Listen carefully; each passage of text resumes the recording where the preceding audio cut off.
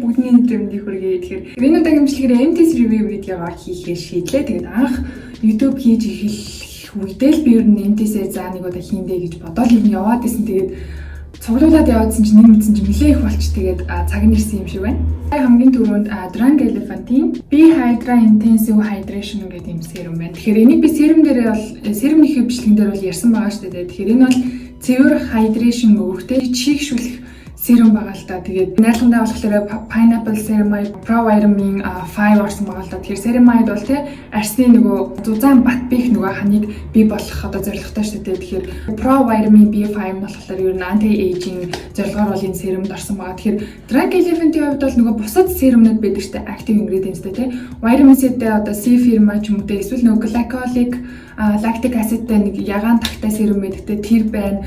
Тэр хоёроос те ер нь нөгөө нэг пампыг хоёр пампыг аваад тэгээд энэ серумаас бас хоёр пампыг аваад холиод ингээд түрхдэг тийм цаанаас нэг юм бяцхан юм жоор гаргаж өгөөд байдаг те. Тэгэхээр энэ серум болохоор бусад тэр active ingredients-тэй серумтэй яг хошоод эхлээд тэрийгэ түрхсэн бол дараа нь энийгээ түрхэж одоо чийгшлээ авдаг ч юм уу тийм хошиж хэрэгэлдэг серум байгаа. Тэгээд дангаар ч гэсэн хэрэгжилж болно. Тэгээд миний хувьд бол би энийг айгуу тийм тааламжтай бас хэрэглээд дуусгасан байгаа. Ер нь ceramide-тай учраас тэр юм уу ретинолынхаа хажуугаар би айгуу түлхүү хэрэглээд тэгээ төрүүлээд дуусгасан байгаа нөгөө ретинол хэрэглэж байгаа учраас тэгээд таалагдахын хувьд бол таалагдсан. Гэхдээ жоохон overpriced те $48 болохоор нэлээд үнэтэй санагдсан. Ер нь бол Drunk Elephant өөрөө тийм high end брэнд штэ тийм учраас Drunk Elephant-ийн бүтээгдэхүүн дотроо ол хямдхандаа ордог. Тэгээд миний хувьд бол иймэрхүү серумыг би Purito-гоос ч юм уу, Robic-ийнээс ч юм уу тийм арай хямдхан байдлаар олж болохоор юм шиг санагдсан. Нэг $20-25 дотор юм ч юм уу тий.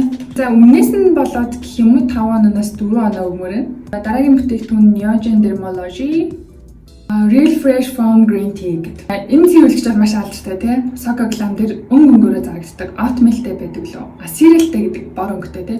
Цэнгэр өнгөтэй болохоор blueberry-тэй байдаг санагдаж байна. Тэгэхээр энэ нь болохоор green tea-тэй. Тэгээд энэ дотроо байгаа яг энэ green tea нь болохоор яг жинхэнэ green tea орсон байдаг. Тэгээд цэвэрлэгчийн хувьд айгуу тийм зөөлхөн тий одоо ногоон цайны ханд агуулсан айгуу тийм тайвшруулах найрлага агуулсан. Тэгэхдээ pH level нь 7-оос 7.5-ийн хооронд байдаг. Тэгэхээр ер нь бол хуурай эмзэг арсанд бол нэлээд хүчтэй гэсэн үг. Тэгэхээр миний хувьд бол тослог яг холимог арстай учраас зуны цагт энэ цэвэрлэгч надад яг гоё таарад идэг. Өвлийн цагт арай жоохон хуурайшуулах гэдэг. Би бол өвлийн цагт бол яг 5.5-тай найзлдаг юм баггүй. Зуны цагт бол яг 7-тай те 6-тай яг иймэрхүү цэвэрлэгчтэй бол найзалж болно. Тийг амар таалагддаг юм нөгөө шууд гаралтаар ингээд гардаг.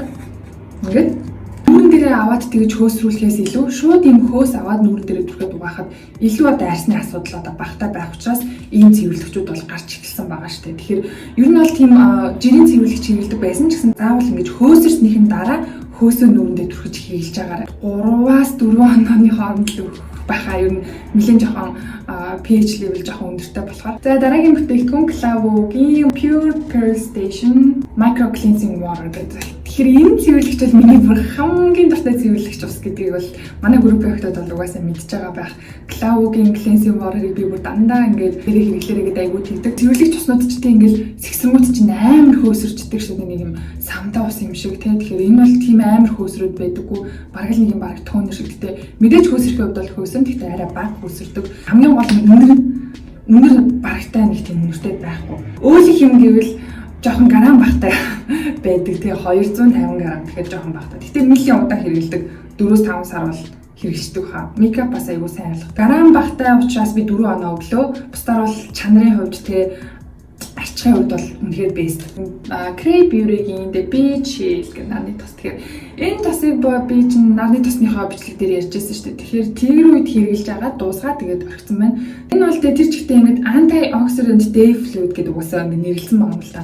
Antioxidant-анд айгуу баялаг. Энийг бол би айгуу тийм дуртай хэрэглээд дуусгасан. Тэгээд маш юм нарийнхан гардаг. Тэгээд түрхэж явах явцад ингээд жоох өртгий юм шиг хэрнээ түрхээд ингээд шингээж өнгөд тослог ингээд үүсдэггүй. Тэгээд нэг юм гоё ингээд шингээл ингээд таарчдаг. Энэ нь бол би яалтчгүй 5 оноо өгнө бүр яалтчгүй 5 оноо надаас авахар хэмжээний тос байгаа. Seriously the time is running out. Мист байгаа. Тэгэхээр энэ мист бол хуурай арсанд айгуу гоё мист байгаа шүү дээ. Энийг Estelle-аас надад өнгөө явуулчихсан. Тэгэхээр энэ бол хуурай арсанд бол айгуу гоё мист байгаа. Тэгээ би энийг ягаад ингээд тослог аштай хэрнээ бас дуусгасан байгаа юм бэ гэхлээр өвлийн цагт би цацаад ингээд дуусгасан надад айгүй таалагдсан. Тэгэхээр Монголд те ялангуяа хаврын хуур ашигтай мист маш сайн цацчихж арсныхаа өнгөр хэсгийг маш сайн хамгаалж авах хэрэгтэй санагдав. Энд бол би 3 өнөө өгмөр нь ягаад тэр угаасаа миний арсан нөгөө тохироогүй мист ч те би нэг бол 100 хизээж төрөхгүй. Монголд бол нэлийн хуур ашигтай учраас би нэг Монгол айгүй хэрэглэх байна. За дараагийнх нь Stress Out Solution Pad by Bella Monster.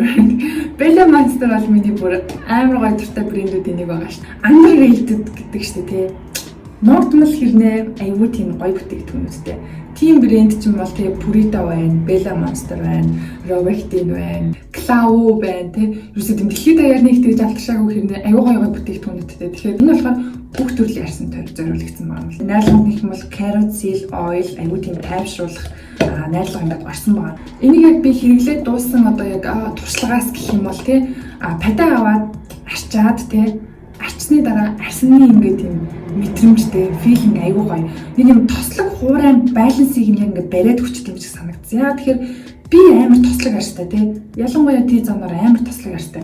Цамгаар угаалаа тэгээд нөгөө pad dry хийдэг шүү дээ. Тэгээ байж ангууд миний хоёр хацар эхлээд хатаж эхэлдэг. Дух хамар ирүү болохоор тэгж нэг хатсан мэдрэмжгүй нэг юм чихтэй байгаад идэх нөгөө oily тий жоохон oily байгаад идэх. Тэгээ падаараа ингээд арччихгууд хоёр хацар хэсэг маань чихшээд T-зоны хэсэг маань болохоор нөгөө тосон найрлаад энэ хоёрын текстур яг адилхан болчихдог байхгүй юу? Тэгэхгүй энэ хуурай энэ тослог байгаад идэг. Тэгэхээр энэ хоёрын текстур нь яг адилхан болоод нэг юм адилхан хэмнэлт хүргээд тэгээ араас нь essence serum гэдэг явуулах бүр амар гоё. Тэгэхээр би нэг өглөө нэг хэрэглээд өдөр нарны цусаас хэрэглэхдээ нэг хэрэглээд орой нэг хэрэглээд тэгсээр хагаад дуусгацсан. Тэгээд энийг би дахиж бол заавал аавна. Энэ бол аюу гоё пад байгаад байгаа. Үл хэмнэн гэх юм бол материал нь хуурай амзаг арьстай хүнд жоохон ширүүн байж магадгүй. Ягаад гэхээр угаасаа нөгөө жоохон нэг юм бэржгэртэй те. Би нэгийг аваад үлдчихдэг байж нэг харуулах гээд бусдаараа тослог холмог арьсанд бол best. 5-5 оноо шүү. I'm from Mugwort mask.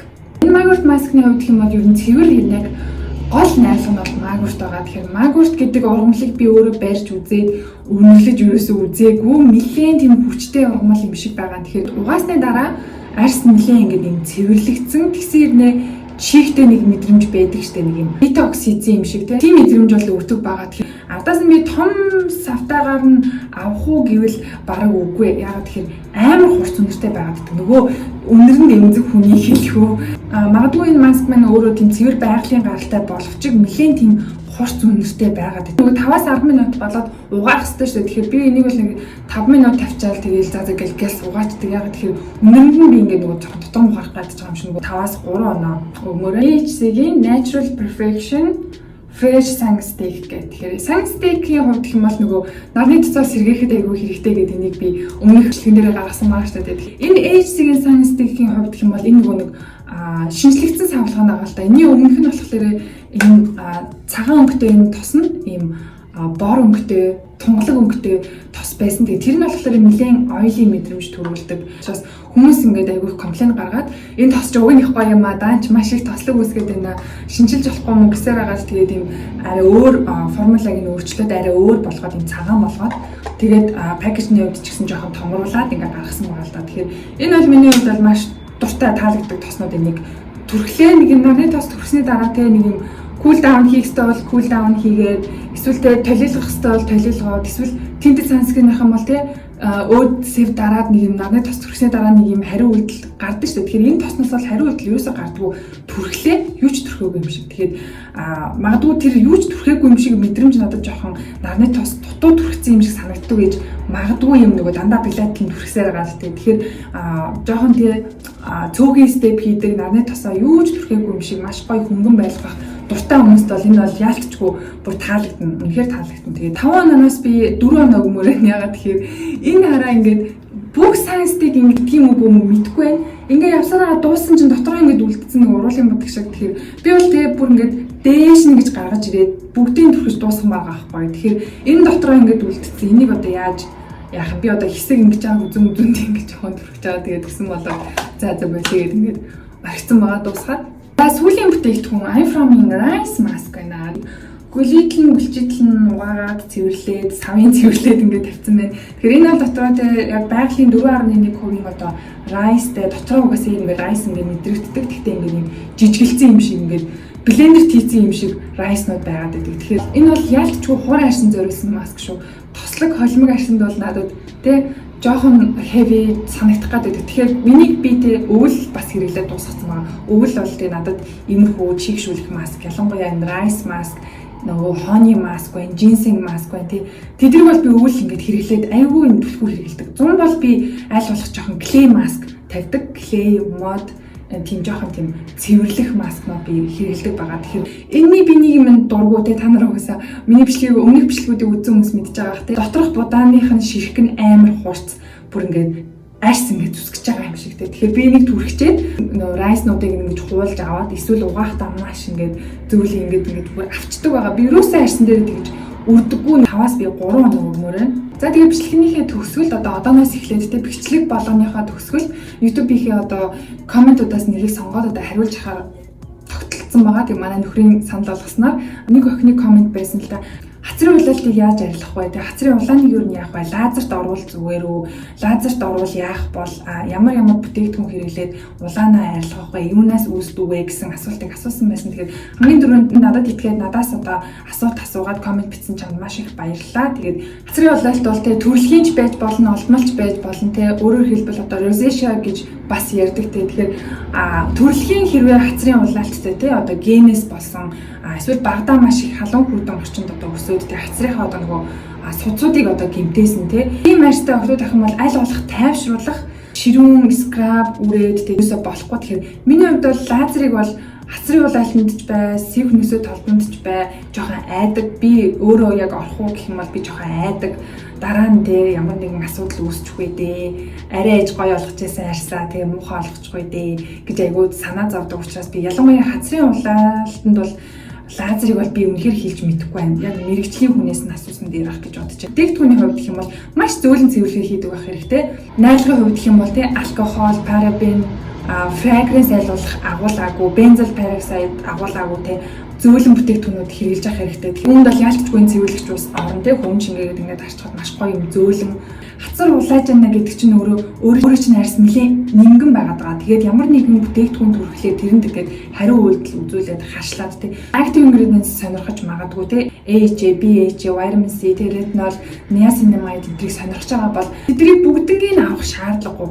Хацрын улаалтанд ялангуяа тийм асиднаас жоохон хол эффекттэй тайвшруулах бүтээгдэхүүнүүдийг хэрэглээрэй. Тэгэхээр үүнд green tea орно, aloe орно, centella asiatica орно, өргөс тэмэх орно тий.